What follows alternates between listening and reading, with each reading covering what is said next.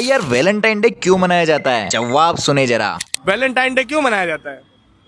ये भाइयों बहनों का त्योहार है भाई।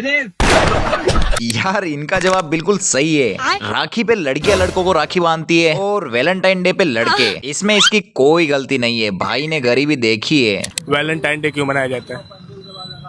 भाई मुझे नहीं पता, मैंने तो कोई मनाया ही नहीं। भाई यार इस बंदे का दुख मैं समझ सकता हूँ। बड़ा ही दुख होता है यार दूसरों को चिपक कर फोन पे बात करते हुए देखकर।